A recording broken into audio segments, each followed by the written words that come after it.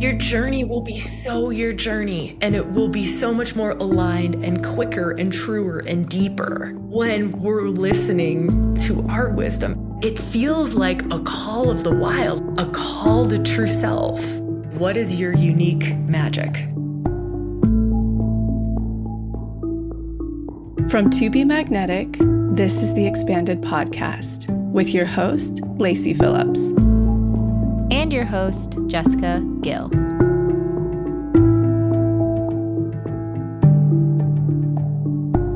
As the leading destination for neural manifestation, we dispel the woo-woo in order to help you create real, tangible results based on neuroplasticity, psychology, epigenetics, and energetics. Our goal is to normalize the practice of manifestation and empower you to get into the driver's seat of your life in order to manifest the experiences, relationships, and things that most align with your authenticity. And by pressing play, the process begins.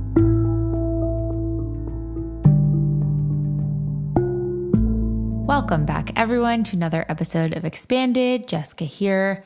So the moment you've all been waiting for, our big end of year sale is now live. You can take over 20% off of the TBM membership. These will be our lowest prices of the season and just in time to lock in your membership before we kick off our end of year challenge, the Authenticity Challenge, on November 4th. Check out the link in the show notes or go to our website, tobemagnetic.com, to get the lowest rates. Share it with your friends, your family. Get that membership locked in because that is the only way to access our end of year challenge. And this year's end of year challenge, we're calling the Authenticity Challenge, to start manifesting the life you actually want in 2025. You're going to really dig down and understand who you are. What is your purpose? What are your gifts? How do you see them in yourselves and be able to validate them for yourself and express them in the world and what you're doing, how you're acting, how you're responding, and then manifest from that place. One of the many things I've learned from Lacey, but one for certain, is authenticity creates magnetism, meaning the more you can understand who you authentically are without the pain, the shame, the programming, the things that society puts on you, the stories you have from your family about who you should be and how you should act, the more we can chip away at that, pull that back, and really root down to who we truly authentically are, the more we can manifest and manifest with ease. This has been something I have seen in my personal life. I have seen with our thousands of members again and again and again. So this year's challenge, we're going to really deeply understand and cultivate our authenticity, who we are, what is standing in the way, where we may be lying to ourselves about where we're in our authenticity, and how to create our manifestation list from that place. We also have a whole new protocol around tests, which is going to be so helpful for you guys. I'm so excited to share this challenge. It has been a labor of love behind the scenes with the team, and it is going to be so, so powerful. I can't wait. It's kicking off the pre-week on November 4th, but you need a Pathway membership to do it. So if you are up for renewal anytime soon during this part of the year, keep an eye out for a renewal email. And if that doesn't come through, you can email hi@tobemagnetic.com. Make sure you are all situated there. Or you can join with our sale that is going on right now. We are so excited to have you guys join this community, be a part of this challenge. There's so much momentum when we all go through this together and have the support of community, something we actually talk about in the episode today. But I'm just excited to kick off and be in this space with you all. And just a little authenticity manifestation story to expand you. So TBM manifests as a team. As a manifestation company, of course, we are also manifesting things as a team.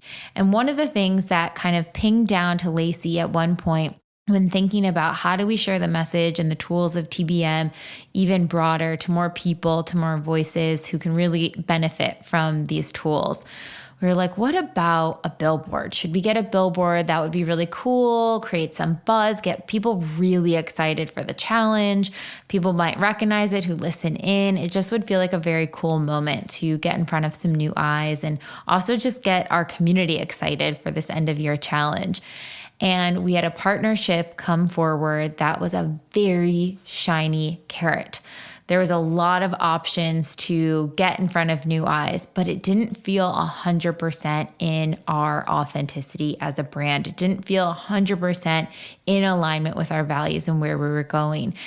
And we know this work like the back of our hands. We're like, oh, we have to say no to this, even though it's a shiny carrot. And we're so confident that something even more powerful will come through on the other side.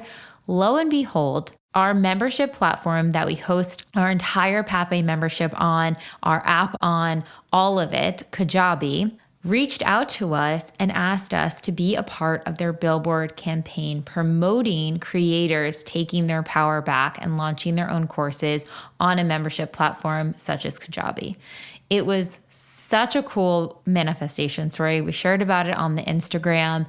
And it's been so wild to see these billboards go up all around LA, all around New York, and also just bringing awareness to the fact that in a time of social media, if you are a content creator out there, there is so much that you are giving away by just being on the social platforms without having autonomy in your business. Whether you're a small business, a large business, Kajabi can handle everything for you, from your emails to your funnels, to launching your memberships, to your community groups, to all of your workshops, whatever digital assets you have and want to sell. It is a one-stop shop for all of that. So highly recommend Kajabi, but also just so excited for the team for this incredible win and brand awareness and manifestation. Okay, now for today's episode, which I am so freaking excited for. I have to tell you guys, I have been following Sabrina Lynn of Rewilding for Women for quite some time.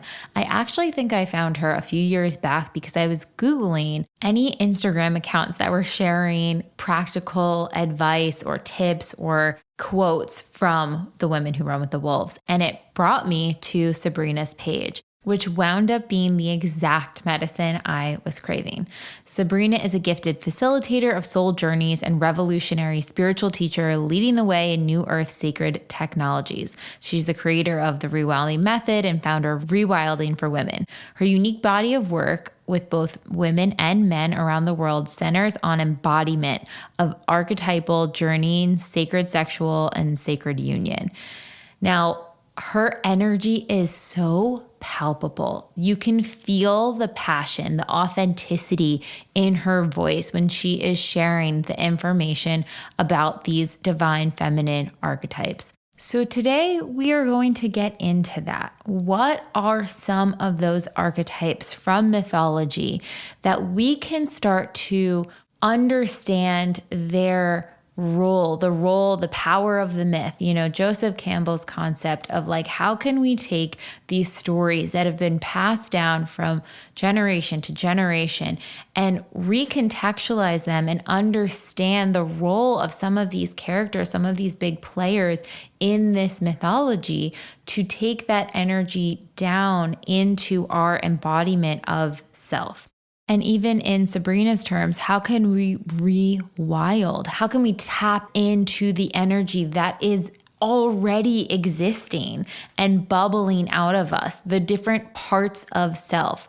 We felt this would be such a powerful conversation to kind of open our minds before we jump into this authenticity challenge, because this is where you can kind of try on different hats, different parts of self. We talked about in a previous episode with Jenna Zoe, just awaken something in your psyche of like, ooh, okay, can I drop the rigid thinking of who I think I am and open up to something that may be bigger, open up to this magic, this power, this juicy energy that may be all around us. And so that is what we are going to touch on today. That is what we're going to dive into. And as you are listening, try to see what elements, what words, what archetypes speak to you, and then take that name, that concept, that idea, and do a little Google searching after. Maybe there's something in there for you. Maybe you are getting pinged to awaken, to peel back, to reconnect with that aspect that is hidden within yourself, or that just needs a little bit more of a flashlight to it. So excited for this one. I can't wait to hear what comes up for you and what speaks to you. And it's also a really fun one to listen to and then start that search, that excavation of what speaks to you as a little ritual and practice for this time of year. So enjoy.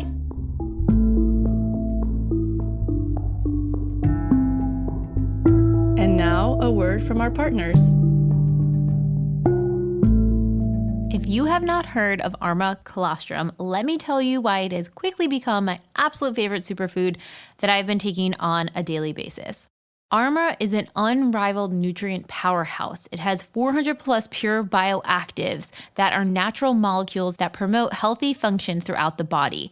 They include a host of protective antibodies, prebiotic compounds, strengthening peptides, amino acids, trace minerals, immunoglobulins, tissue growth factors, antioxidants, and other natural immune factors that work synergistically to enhance your health. This superfood is actually the first piece of nutrients that we receive, that all mammals receive from their mothers within 48 to 72 hours after giving birth.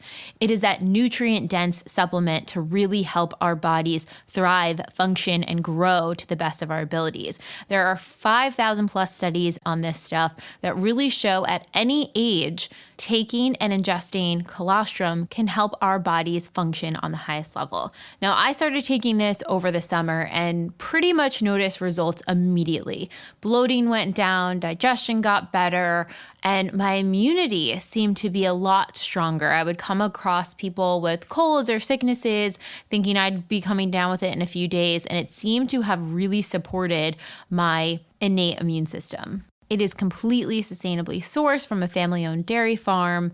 They only use the surplus of colostrum, and they're able to remove any unnecessary compounds from the colostrum, like casein and fat, which is part of the reason that some dairy can be inflammatory to some people. I'm someone that's very sensitive to dairy, and anytime I have real dairy, I always wind up taking a lactate, but using colostrum, I've never had any issue with it at all. And in fact, it seems to protect me just as well as the dairy pill against some of the dairy that I eat. And part of the reason that that is happening and why I feel like it's been so effective is because it's helping to rebuild your barriers. We talk about having a really strong barrier protection in the lining of our mouth, our sinuses, our lungs, our gut. Our barriers house 80% of our immune system. It's the first line of defense against everything that we inhale and ingest from the outside world. So when you take Arma close to eating, inflammatory foods or being in an atmosphere where the air quality isn't as optimal, your barriers are tightening to help protect you from everything else going on. So this is one of my absolute favorite superfood products out there on the market. I think it is fantastic. I really see results from it. Feel free to ask me questions if you're curious about it. And we have a discount code for you guys. You can use the code TBM for 15% your first order. Again, that is code TBM for 15% off. And if you're interested, you can get the subscription. That way you won't ever run out and you can always have that immune support.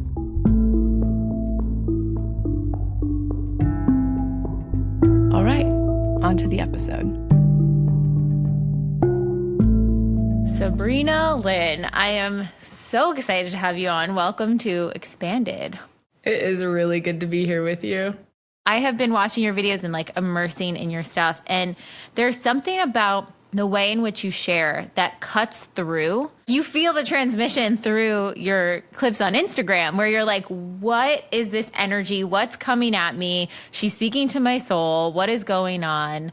I'm curious how you got to the place you're at today. So give us a little background, because I know you are a scientist and you come from that corporate world. So how did that transformation, excavation of the soul lead you to where you're at now? Thanks for that. Sometimes people refer to like that transmission energy as so intense. So it's really beautiful to just hear it from your words. But it was really my journey into Shakti, into the embodiment and the awakening of the feminine.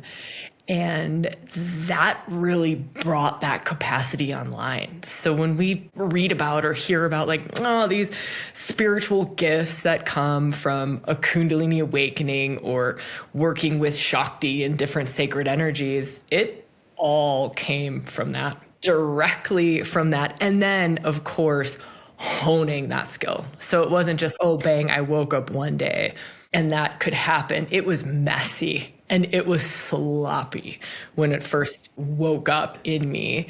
And then it was years and years and a lot of hours, like thousands and thousands of hours of refining it, of practicing it, of also like we could say the purification of it too, because it had to push all the stuff that was out of the way of it coming through in the way it comes through now. And who knows what it will be like in 10 years from now. I'm anticipating that there's just more purification to happen and more of that refinement of that skill. What do you feel like your life was like before? What were you doing as a scientist and what was that world like? And then how did that shift? Were you super into spirituality at that chapter of your life when you were doing the science and all of that stuff too?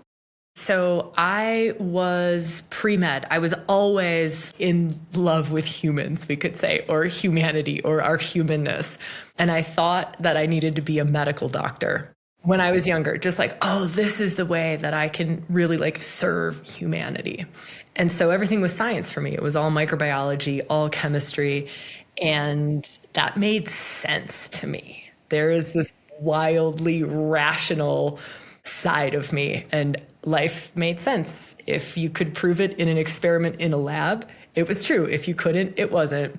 And then my world got flipped upside down when I realized there was this whole other world on the other side of the veil that I didn't have an experiment for. And the world has some experiments for now, but doesn't have all of the experiments for. That's really what started that journey, was trying to figure out what was happening to me. Different things in meditations or just like some of those gifts coming online that I was just sort of sharing. And I needed to figure out as the scientist, what was going on? What was wrong with me? It wasn't this like, oh my gosh, I'm seeking a spiritual awakening and I'm having it. It's bang, it hit me and I felt like something was wrong. That's how it happened for me. I think that's so powerful because I think, especially as women, but anyone in society, they push down that side, that energy, and it starts as like a subtle energy. It starts as like the whispers. It starts as your intuition, your pings, you know, it's that little rumbling and it's suppress, suppress, suppress. And then over time, you can get hit with these energy waves or this knowing or like a vision or in meditation. And you're like, I just meditated that I was in outer space and I was a light orb and blah, blah, blah. And we're like, oh, that's a funny fantasy. But like, what if we sit with that and really take that in, what that means and what that means for our soul, our evolution, what energy means, what's in the beyond. We don't really have the space to question it. And I love what you're putting out there with your company and your brand of like, how do we rewild?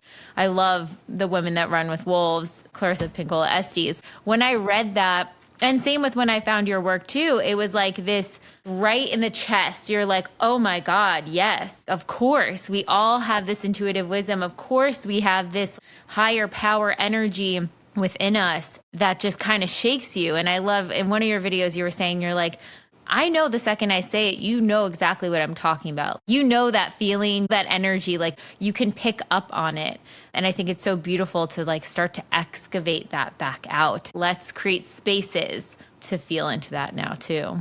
I love that you're bringing that up, Jessica. I think it's so key. And, you know, if I were to go back around my story a little bit, just hopefully it serves, but the reason that I could hear those little voices at the time, which were like whispers. I mean, I was such a baby that I had no idea what was going on.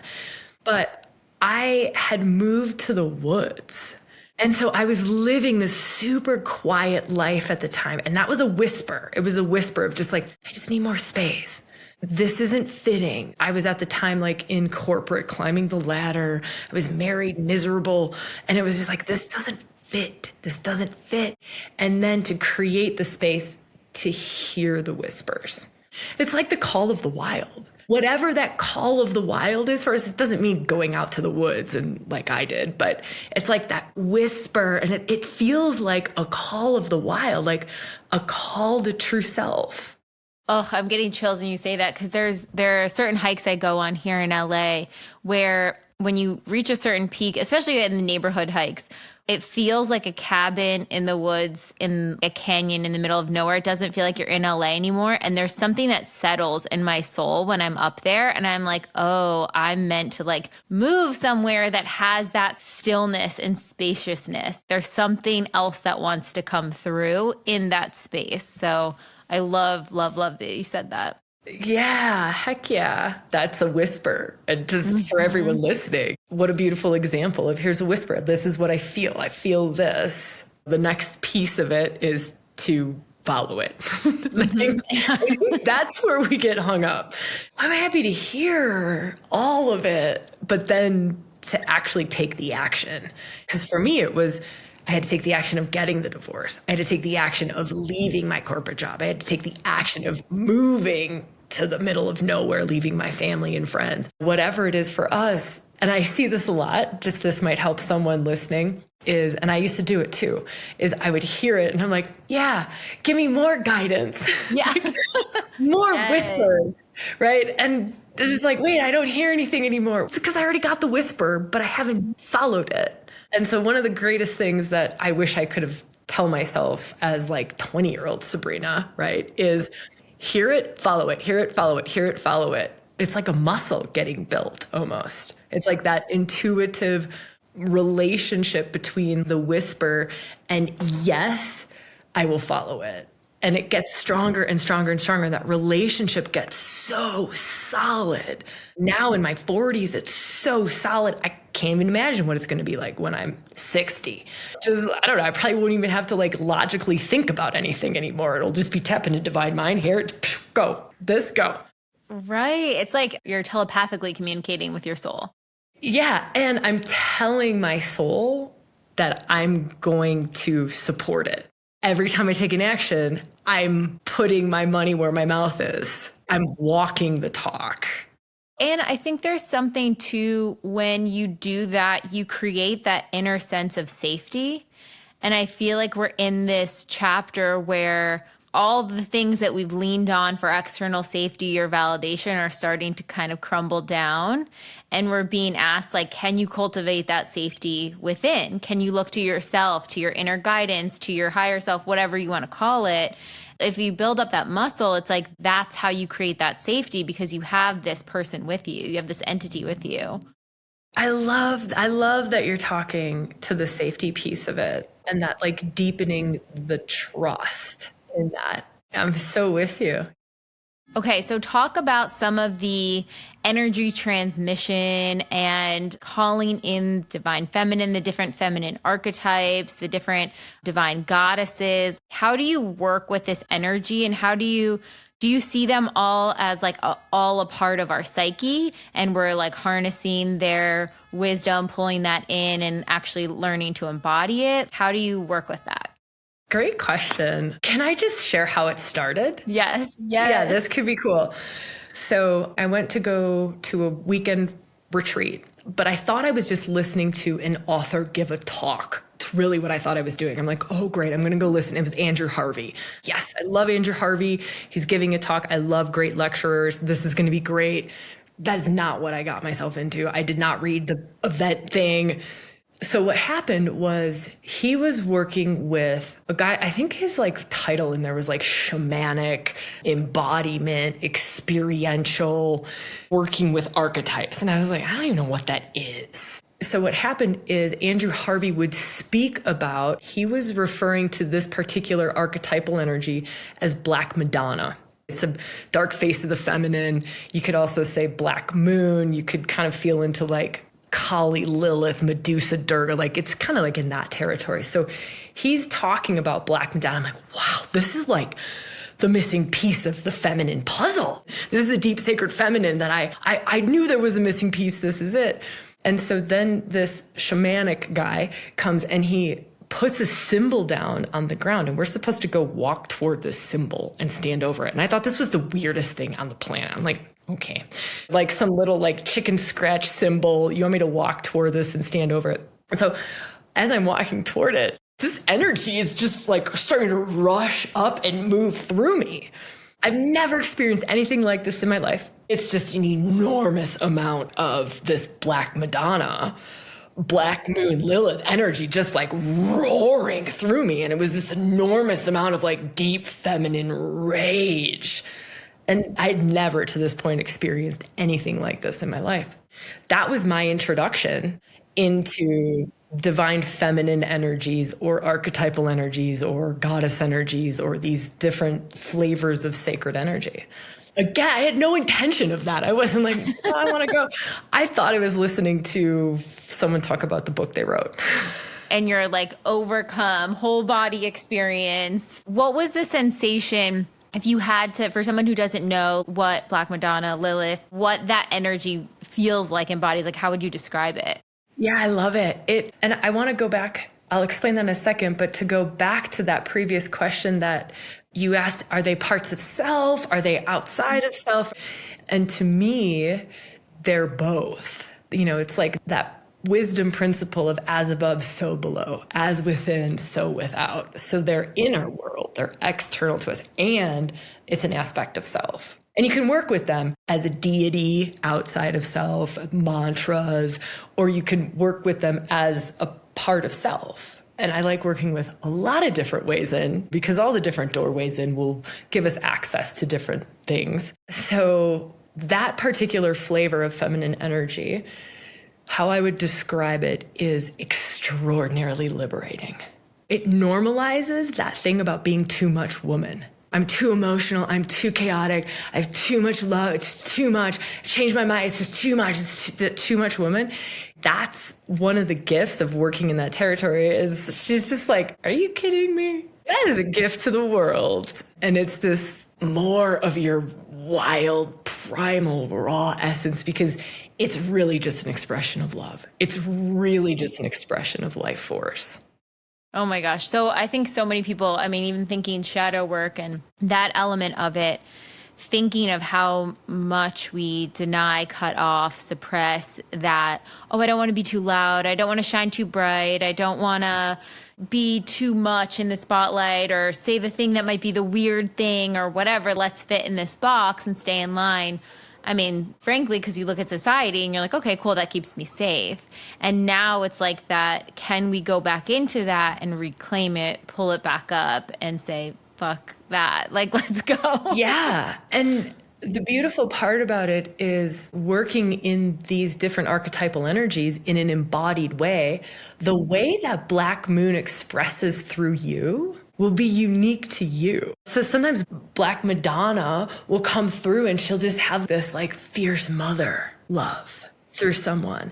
So it's totally unique what they awaken in us, the gifts, and each one of them will awaken different gifts or capacities or heal different things or liberate us from different past life karmas or ancestral things that are holding us back. Which one is the archetype on the inner medicine woman? It was interesting because I know this week in particular, you mentioned doing you'll have to remind me what exercise it is, but where you take people through like literally burning at the stake. And right before we recorded, I had a random playlist on and Burn the Witch by Radiohead came on like seconds before we recorded. And I was like, stop, what are the odds? That's just too good. It's Hecate. Hecate is the archetypal energy. Yeah, she's considered to be queen of the witches. She taps us into our magic in a way, like our medicine woman magic. It's like earthy, embodied.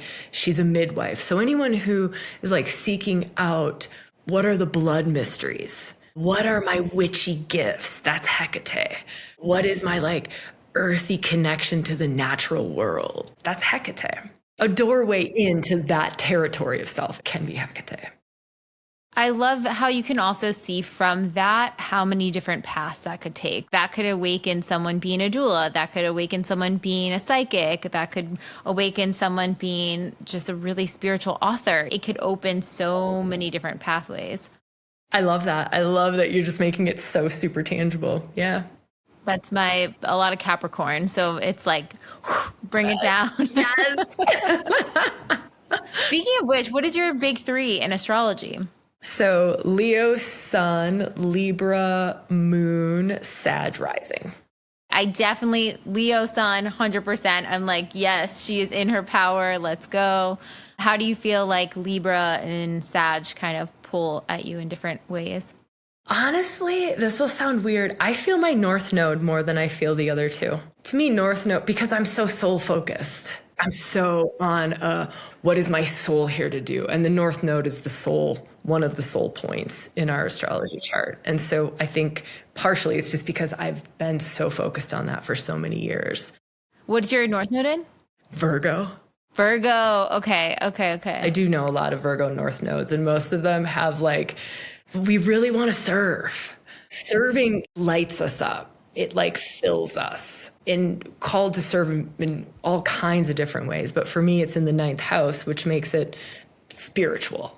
It's really wanting to serve the soul, wanting to serve higher mind, wanting to serve seeking and growth and all of those sorts of things. But Virgo is also really earthy. It's the sign of the earth priestess that's grounded in. That's why I was like, oh my God, you're grounding it in. You're making it so tangible, because I have such an appreciation for it being like not, and I also have an appreciation for it being esoteric and out there. But that's not what I'm here for. Like, it's in the body, like embody the soul, embody our spiritual. Let's experience it here on earth because it's possible. I have my North Node in Aquarius, and I feel the same way, where it's like community, innovation, the next chapter. How do we evolve? What do we need to learn to keep moving forward? And I feel like that calls me so much. Like in everything I do with work, it's just the driving force. I love that. And Pluto moving into Aquarius is going to support that so beautifully. That transition, it's going back into Capricorn and then it's going back to Aquarius. Mm-hmm. Okay, so what's your thoughts around that? Because I know it's like everyone's like, oh shit. Generically, Pluto's power. He's about power, and he's saying we're going to shift to it being power of the people, power in community, power in collaboration, versus power in Capricorn, which Capricorn is like the sea goat, one foot in front of the other, going up the hill, typically on a solo karmic hard journey. The payoff is when you are independent and you work really hard going up the hill. That's where the power was. And now it's like, okay, yes, there's power in that. That's great. But now we're going to find power in collaboration, in co-creating together, in community. That's one of the things that I kind of see. And Pluto is also death for rebirth. He's deep transformation. Yeah, the power is shifting, but it's also like the transformation and the growth. He's a very evolutionary point. He's a soul point in the astrology chart. The growth and the evolution is actually going to be like in community. Instead of like the growth and the evolution being like, go to the cave and meditate your butt off by yourself for a while, and that's going to be like a lot of growth. Nah, it's actually going to be in community with others. It's so powerful too, because I think about the work you do and the work that we do. It's those real life experience of being seen, being witnessed, and the energy that two people can create in the same space. We even found with our community, when they're going through a workshop or something, they'll have accountability buddies and they'll just voice note each other. And in the voice note, a transformation has occurred. And we're like, what is going on? Like, how is this possible? What is the science behind it? Like, I want to understand why, when they verbalize this experience, are they immediately seeing manifestations come through, or they're able to pass their tests? And I think it's in that witnessing with another energy. There's something there. I love that. I ran an 18-month program, and they graduated about a year ago. It's the same program, like the same intention being held in these 18 months. It's a priestess training program. And this one that graduates in 2 months from now, this one is so much more about collaboration. And it's new. So to also just share, it's new and it's fumbly. And I think when Pluto officially, we've been in it, it's happening, but it's fumbly and it's clunky and we don't necessarily know how to do it. My sense is those of us who are like on that bleeding edge almost, pioneering into this kind of new way, if we can make space to kind of fall down and skin our knees a little bit, it's going to pay off because our systems don't necessarily know it. And we're like, wait, how does the energy move now? Like, how does the power, like what? Oh, whoa. It's kind of like that. Oh, I love that. And that's such like a good vision to have too. Cause even as a team, we're like, how do we create more community activations? Is it this, whatever. And I feel like exactly what you said, it's just trial and error of anything that pops through. And then eventually it'll kind of be like, boom, this is the thing. Totally. And there's one piece, if I could share, just because it's pinging me, is the shadow side of Pluto and Aquarius is losing our agency and losing our sovereignty. And so that's something that we just want to watch out for in all of it. Like, yes, but to not go too far, right? Every sign has its shadow side of it. And so to just be aware of that. That's interesting too, because that goes back to that, like, you are your own safety. If that is fully embodied and grounded, then you can go and have those healing experiences in community with others, create for the purpose. But if that's not solid, if you're using the community for safety, then you're going to get knocked down again. Great words for that.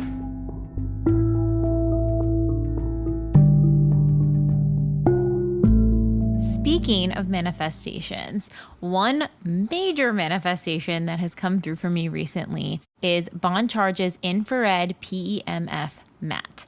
Their PEMF mat, which stands for Pulse Electromagnetic Field, is a magnetic energy mat that sends energy waves to work with your body's natural magnetic field and improve your overall well-being. Now, I originally heard of PEMF mats back in the day. I used the first one at Lacey's Forest Retreat House, and I kind of didn't really think it was going to do anything at first. And when I laid on this mat, I'm telling you, my whole body just relaxed. My nervous system relaxed, and I fully was able to calm down. Fast forward a few years later, one of our absolute favorite companies, Bon Charge, has launched their own PEMF mat, and it is fully loaded with all the best biohacking techniques you can imagine. So not only do they have multiple frequency settings, one for delta waves to improve deep sleep, one for grounding and earthing that is in the frequency of Schumann's resonance, which is the Earth's magnetic field frequency, one for alpha waves to increase calm creativity, one for beta waves for logical thinking, conscious thought, or meditation, and one that cycles through all four to really align all different parts of your body. But that's not all. They also have red, near infrared, and far infrared light wave frequencies. You've heard me talk about this before, but red light therapy can be so impactful for muscle soreness, tension, pain in the body, detoxification, and so many more things. It is also packed with tourmaline gemstones, germanium gemstones, and amethyst crystals, which all help to balance your mood, keep you calm, activate spiritual awareness, open intuition, and attract positive ions from your body to keep you in that balanced state. And really exciting news from Bon Charge that all of their products, if you have an HSA or an FSA account, they're all eligible, giving you tax-free savings up to 40% on any product you buy from Bon Charge. This is huge. And it's also really cool that they're getting recognized for how much these biohacking products are impacting your health in such a meaningful way. So if you are interested in trying Bon Charge's new infrared PEMF mat, you can use the code MAGNETIC, that's all caps, MAGNETIC for 15% off. Again, that's magnetic, MAGNETIC for 15% off. Or you can go to boncharge.com/pages/magnetic and check out some of the other incredible biohacking low EMF products that Bon Charge has to offer.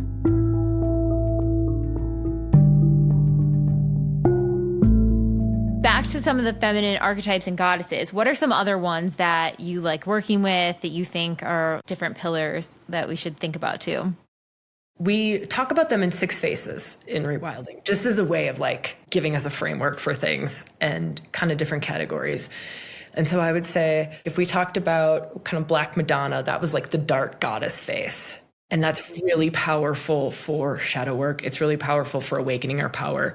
It's really powerful for us finding our no, for us having strong boundaries, really powerful healing our hidden gifts. A lot of hidden gifts reside in the dark goddess. It's all the parts of self that have been rejected or demonized or ostracized, including like the witch, or including our sacred sexuality could be in there too. So that's kind of dark goddess territory. And then there's many archetypes in the dark goddess that you can work with, like Lilith, Medusa, Kali, Black Madonna, and they all have different threads and different flavors that they awaken.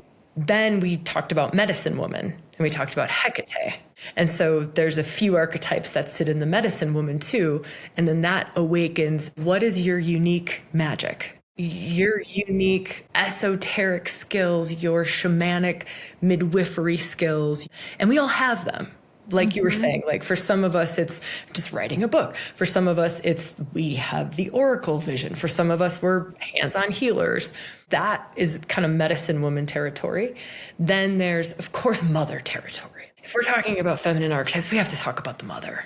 And I think the mother doesn't get enough credit because we're always like, mother, right? But the profound transformation that comes when we, one, do like our inner child healing. We do that kind of work. We do mother wound work. We all have it. And we start to access a mother energy that is more along the lines of great mother versus human, our experience of mother. Because our moms did the best they could with what they had. Every mom does the best she can with what she's got.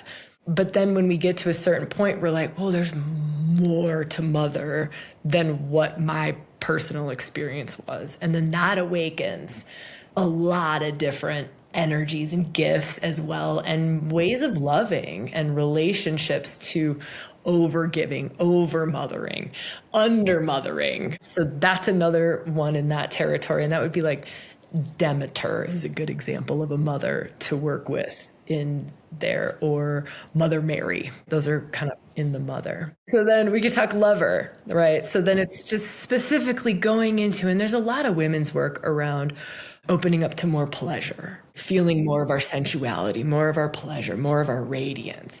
And so working with the lover goddesses, those archetypal energies, it really activates that aspect of our feminine nature. Is our sensuality, our sexuality, our radiance, our pleasure, our bliss, our joy, our just like being, being the light and the love that we are. And so they open that and awaken that capacity in us. And then we always call it like the mystic. And so those are like the kind of high voltage, like you work in the higher frequencies of like Isis. The mysteries held within some of the feminine mystics, or Parvati. She holds like sacred union. And then you can feel into all of those types of mysteries. Oh my gosh, it's so fascinating, like all these different archetypes too. And I was also thinking, Elise Lunan has a fantastic book about the 7 deadly sins, and she winds up turning into like a couple extra ones in there. And so much of those sins are basically demonizing a part of the female psyche that would kind of fall into that spectrum. Oh, I love that. It's so fascinating. But as you're talking, I'm like, yup. Even adultery, right? It's also suppressing our sexuality. Yes, there are lines and consent and being, truthful in your relationships and all of that. But also it's saying that women can't express sexually. And if you look back at some of those sins early on, if the woman was adulterous, she was murdered. If the man was adulterous, he was just in trouble. Like it was not an equal footing by any means. So it's really fascinating how far back so much of this wisdom sits dormant in us too. And it's interesting if you look at the myths of the archetypes. So I'm talking about the archetypes as like embodying the archetypal energy, but it goes along with the myth of them because that holds the energetics of them. And a lot of the myths, like Hecate, she was considered the beautiful one before she became the demonized Gorgon, witch, crone, ugly one. And that's in many of the myths, is this demonization of Medusa. She was this glorious, magnificent priestess in the Athena temple. And then she was turned into a Gorgon. So they point to basically how you're saying, like the 7 deadly sins can weave into different aspects of feminine nature that have been demonized. How do you start to work with these energies? I know you have workshops and guided facilitations, but even just someone listening who it's starting to pique their interest, what is one small way they can start to kind of tap into that or look into it or just move from the theoretical to the embodiment piece? Well, I mean, it's going to go back to something we said earlier. When it comes to women's work, it's so intuitive based. And when it comes to finding our path to our own awakening, it's so gut, feel, intuition. Am I called to go read Women Who Run with the Wolves? Some women I know, they cannot relate to that book in any way, shape, or form. They're just like, that is just beautiful. And some women are like, this radiance pleasure work, like, this is just not for me. And so to me, it's really listening. If you were to give that wise feminine, the wise woman within self a voice, and just go like, from that place, like, what is she calling me to?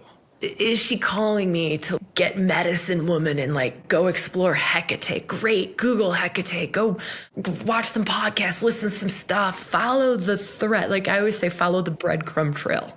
These little breadcrumbs. And we just follow that, especially with the feminine, because it's so intuitive based. The moment we start getting logical, rational, reasonable, we essentially shut down the feminine.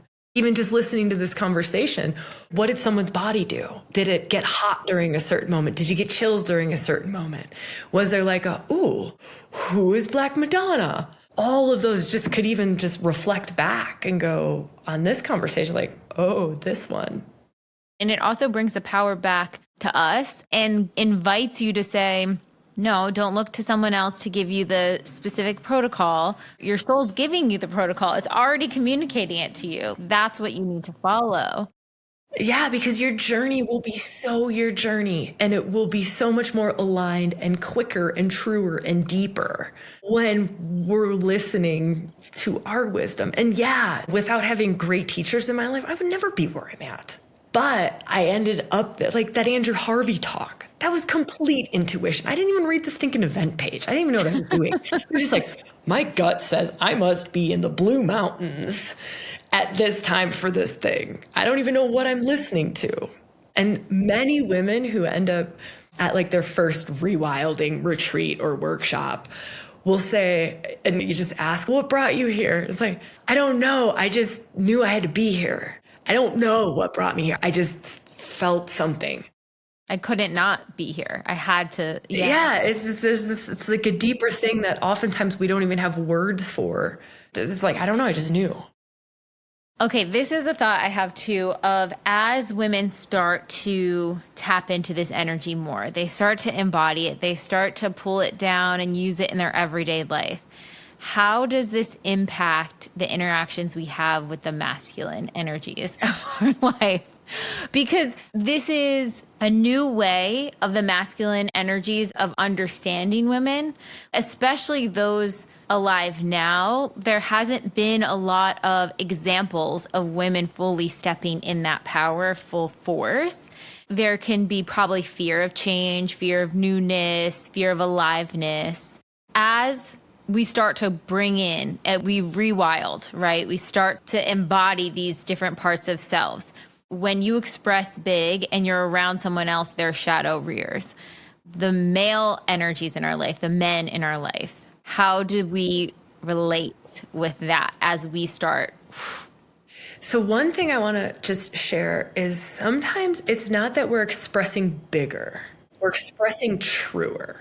That's the thing about it, is that it's truer, which means that the relationships that can't meet a truer us, either they shift and they move to meet a truer us, or they fall away.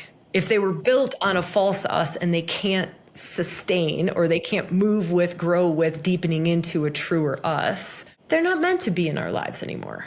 And if we want to talk specifically about men and men relating to this, it's going to bring up a whole lot. So let's just say my man, we'll just give this random example. My man has never seen Lilith in me. Let's say he's seen Lilith out in the world, but all the Lilith that he's seen out in the world is like toxic Lilith, a woman using her sexuality to manipulate him, to get what she wants, right? To use him to get what she wants. That's his experience of Lilith. Now, let's say you awaken the Lilith in you, and you're working on just your pure Lilith expression, because they all have a divine level of expression. So you're coming to this expression where it's coming with just love, but it's Lilith flavored, where it's like the wild feminine. Now, men crave the wild feminine. They might not know they crave the wild feminine, just like women crave the wild masculine. We crave that. I crave a man in his full masculine power. Like, yes, please. But I might have wounds around that. I might have fears around that. I might have ways of protecting myself around that, because I've seen things in my life where like it wasn't a healthy expression of masculine power. So it's the same thing. Our men haven't necessarily seen a healthy expression of, let's say, a feminine Lilith. And so I started expressing more of my liberated sexuality. And he's like, I don't know if I can keep up with this. I'm a little nervous that this is going to start manipulating me, because I have had experiences of that. And so it'll bring them to a truer them too. And some people want to go on that journey to a truer self, and some don't. I think that's great advice. And that's something that comes up in our community a lot, how relationships shift, romantic relationships, but even just family dynamics, friendships, as you start evolving, becoming more of yourself, clearing out the stuff, the stories, the narratives you were holding on to. How do you relate to these people differently without going back to the comfort level that you were before? And I think that's where that sort of fearlessness that we have to tap into, to say, no, it's okay if it's just me for a little while, because I know I can't abandon this essence of self anymore. There's another piece I would love to weave in, and I was just talking about it a few hours before we got together around this. And we were talking about, we use the word acceptance. And I say this a lot when this conversation comes up, and it's just something that's helped me. And it's, if I'm asking for this person in my life to give me the freedom to journey my journey, I'm asking to be able to go and explore myself and awaken these parts of myself. And I'm asking for that space and that freedom to just live my life to the best way that I feel I am. I have to give that back to them. And that might be that they're not interested in seeking. They're not interested in a neck-breaking pace of evolution.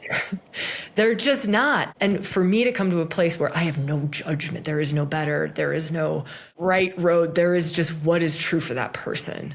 And they're making their own decisions, their sovereignty, their agency. And it's just to have that acceptance. And then we get to make a decision. I think I've learned anyways, is I can't make a decision until I get to that place. Like I can't make a decision about leaving a relationship or, is this worth putting the work in to bring about the change that I feel is happening here?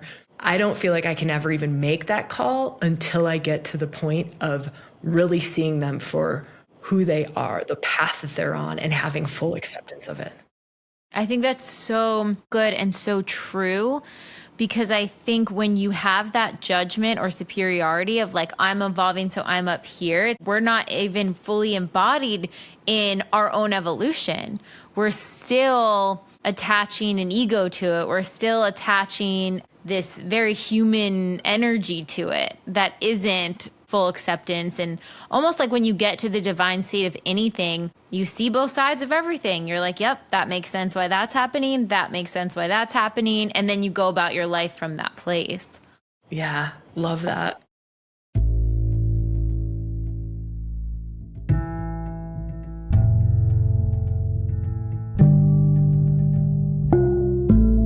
There are only a few short months left in 2024.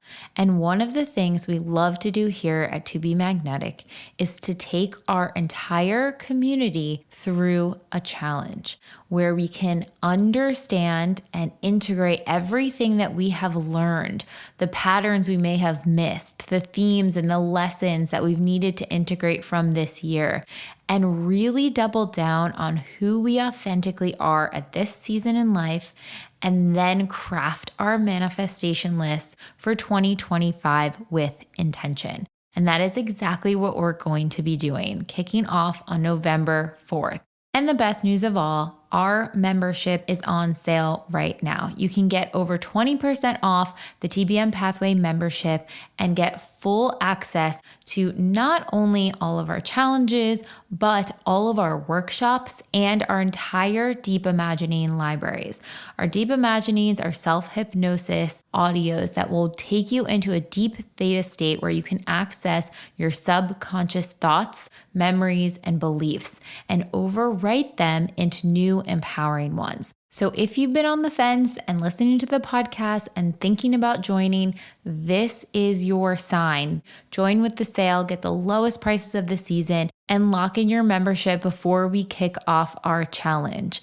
Make 2025 the year that you really honor yourself and manifest what you actually authentically want. 98.3% of members have manifested their entire list within 6 months of completing our challenges in the past. So join that statistic, join with our sale, and we cannot wait to see you in there. Check out the link in the show notes or go to tobemagnetic.com and you can find the sale prices on the main website.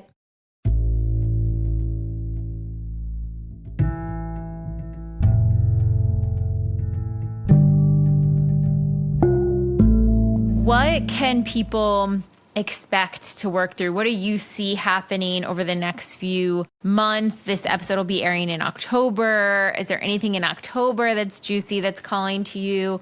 What are you feeling collectively people really need to think about, focusing on, work on the transformation of?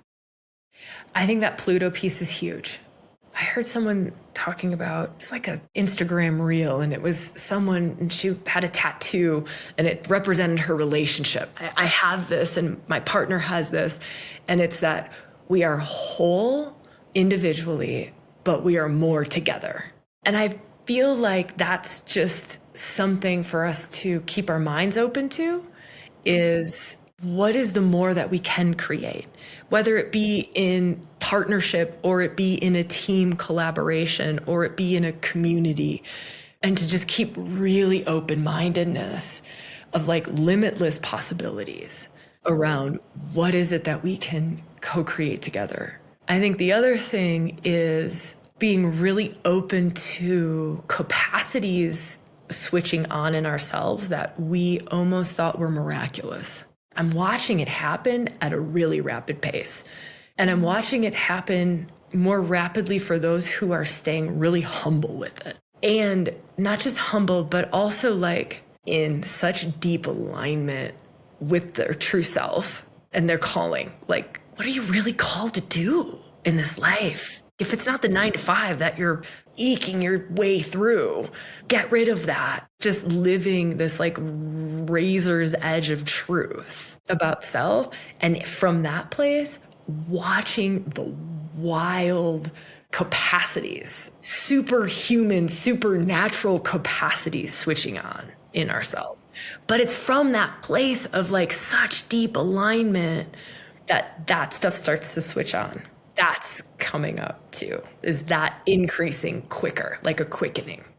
I could definitely see that and feel that too, especially in our community.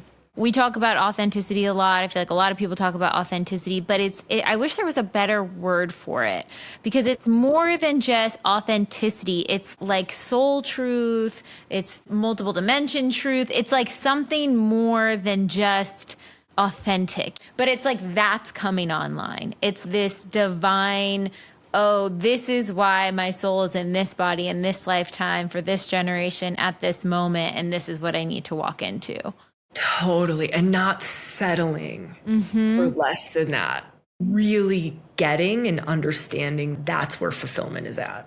It's not in the paycheck of the job that you don't like. It's not in the like half-ass relationship where you're married and, suddenly you get to have the whatever. And I'm watching this, like the younger generations, like, thank God they are holding this, I feel so strongly of just like, no, I'm not going to do some crappy job just to make money. No, I'm not going to just get in this relationship because it makes sense or looks good on paper. Like, no, if it doesn't really light me up, I'm not going to do it. Can you imagine having younger and younger generations feeling that conviction for self? Because I think for even myself, it took until after my Saturn return till I could really get into that empowered no. No, I'm not settling for that. No, I'm not doing that thing anymore. It took until late 20s that I finally, and now in my 30s, I'm like cultivating it deeper and deeper. But now the generations are able to access that so much sooner, which is so powerful. I agree. It's really beautiful. And I think in that no, like the sacred no, it's almost like a sacred no to make space for what is the yes. But then it's like in the yes of being okay to be so blown away by it looking so much bigger than you anticipated. I think if there's anything I can share, it's that letting it shock and awe you. Less limits, less parameters, less what we think is possible, because there's so much more that's possible. I was thinking about that sensation of shock and awe, and I was like, okay, what is my relationship to feeling like mesmerized, right? By some, just like in complete wonder with something. And I kind of relate it to the sensation I had as a kid around Christmas and Santa Claus, because there was this mystical element. And I was like, oh, okay. Like it felt like there was something bigger than me out there that I couldn't quite understand or connect with, but it was there for me. It protected me. I was working with it. I could write to Santa. And Santa's a controversial topic of things for kids, but I do think it implants this seed that something beyond what is seen is out there and can provide for you. And it's almost like a first relationship to the universe, to source, to God, to whatever else you believe in that's out there. In a weird way, it's like setting the foundation for that type of thinking. I really love that correlation, and I've never thought about it like that. It came to me the other day. I was like, what is this? Because there is also, I think, especially in manifestation, this desire to have the manifestation, to have that wow moment. Oh my God, I got this amazing thing. I'm so excited. But what are we really chasing there? Sometimes people are chasing things for validation, and ultimately you have to chip away at that. But if it's for that excitement, that wonder, that magic of the universe feeling, one, we can tap into it at any moment. But two, that feeling, I think, brings us comfort in knowing that there is more. Totally.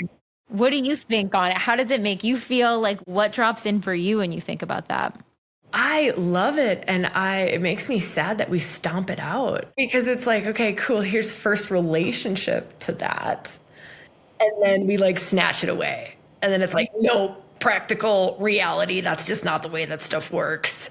Now, as adults, how can we recultivate that or keep it alive? Maybe for some of us, it's alive. I know for me, like as I've gotten older, it's become so much more alive than it ever has in my life, of just the mystical and really like seeing the world on the other side of the veil and this unlimited amount of possibilities. But maybe just asking ourselves the question of like, how can I start to maybe shift my perception to see, like I hear a lot of people talking about, to see the world as a place of abundance versus lack. I mean, that's just one tiny little simple mindset to point at. It's a fruitful territory. I think there's a lot there, especially in cultivating that mindset, because use any lore for a kid, right? If the messaging was, this thing is magical and real, or the tooth fairy, the tooth fairy comes in, does whatever, it does this magical thing. In your psyche, when you realize, oh, that's not real, it was your parents the whole time, there's that disillusionment chapter where you're like, oh, I have to grow up. I can't believe in this anymore. But maybe leave those narratives, those myths behind. What are the ones that are true for you today as an adult that you can tap back into, that are very real, that are very tangible, even if they're esoteric, even if they are an energy force within you, but you can't see it, name it, physically touch it, like what is that that's still true for you that you've maybe pushed down? I remember having to retrain my science brain because it was so trained on facts. I wanted facts, like school, trained, the facts, the figures. And I remember listening to, I think it was Joseph Campbell. Joseph Campbell does amazing work on archetypes and myths. And he was like, it's not the point of the myth if it's right or wrong. Because every myth, the Lilith myth, there's like an unlimited number of ways the myth is talked about. Some people will argue, no, it went this way. No, it went that way. No, this was the story. And he's like, that's not the point. The point is the magic that the myth holds. The point is the magic. It's the stuff between the lines. It's the what it invokes in you. It's not the fact or the figure. It's the what does it kick up in you. Let the mysteries be the mysteries. Let's stop trying to make them into a fact or a figure. Or let's stop trying to make a Lilith myth into, well, this was the story. There's no the story. What are you talking about? The archetypes are ever evolving. They're evolving now. The story's changing now. So it's like reprogram it, like change it, because these nervous systems, they got so programmed. Mm-hmm. And society's still programming these things. I love that. And even thinking, how much dogmatism has come from a lot of these myths and narratives, and how it is used to suppress and to control and to divide all of these people. What if we use the essence, the power behind them without needing it to be our right way or someone else's right way? Can we just use that divine element of the myth to embody ourselves, to elevate, evolve, to mature, to reach the higher wisdoms, whatever it may be? Yeah. So cool. So cool. I'm just obsessed with all of the work you do, Sabrina, and everything that you're bringing to the world and channeling and sharing. Where can people find you, connect with you, join circles, memberships? Your YouTube is like chock full. You guys could be there for days. It is amazing. That's where I would say to go, really, is either Rewilding with Sabrina Lynn on YouTube or on a podcast. I think that's the best place to start. There's a 6 Faces Masterclass that's free. So I know we talked about that. That's on the Rewilding for Women website. That's another great place to dive in if someone's really curious about what are these 6 faces of the feminine? What are these archetypal energies? That's something else. But otherwise, I would just say the podcast, feel into what themes and listen to maybe the latest astrology to get the lowdown. But yeah, I think you nailed it when you said that. And then what is one quick practice you do if you have to clear your energy? If you're ooh, I feel a lot coming at me, I need a quick pick me up. Is there anything that you personally like to do that you're ooh, this really has been nourishing me lately? It's so simple. It's literally just that's it. That's it. You shake it off. And I call it shake up to wake up. You shake it off, but I also shake my energy awake. It's a 2-for-1 deal, right? You shake off whatever. You could even just wipe things off or whatever. But I just shake it all off real quick. And it also wakes everything up in me. Love it.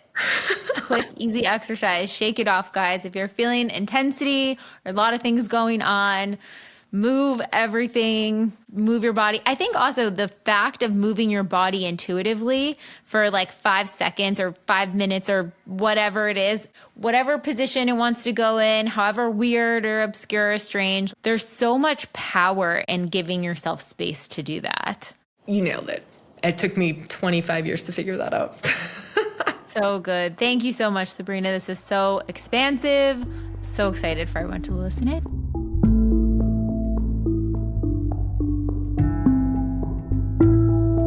hope you all enjoyed that episode as much as we did. And if you're starting to get a feel for this to be magnetic manifestation process, but aren't completely sold yet, let me point you to some of our free offerings.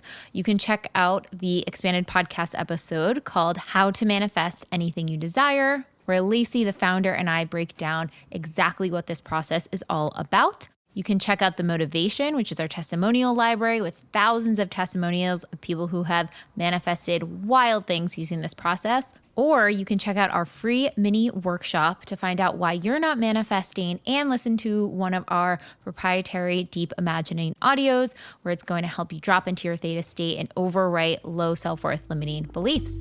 Enjoy! We'll see you next week.